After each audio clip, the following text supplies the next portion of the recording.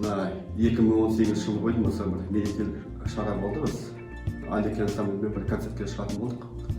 Сол концертте барлығымыз енді концерттің алдында бәріміз енді киініп, қыздармен таранып, боянып бәрі етіп жатыр.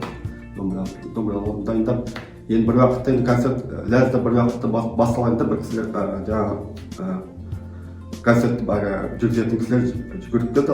Астына түсінді, барыңдар деп не уже шығатын уақыт болып қалды деп енді. Сол уақытта бәріміз тек жүгіре кеттік. Мен соңында шықтым да енді кабинетте кіріп кеттім.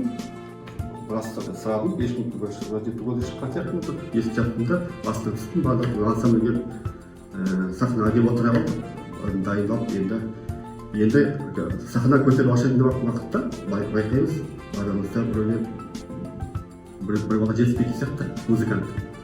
Ол арамызда басист, домбыра ұстайтын Жамбыловтың жігіт, байқаймыз түгел отыр. Енді сол домбыра бас жігіт жоқ. Енді бәріміз қараймыз, қайда кетіп қалды Жамбылов деп енді. Бірлі звондай бастады, телефон сөніп жатыр дейді. Мен не білмеймін, сахна уже басталып кетті, уже сахна көтеріліп, уже тоқтатындай уақыт жоқ. Концертпен күйіміз ойнап кеттік енді.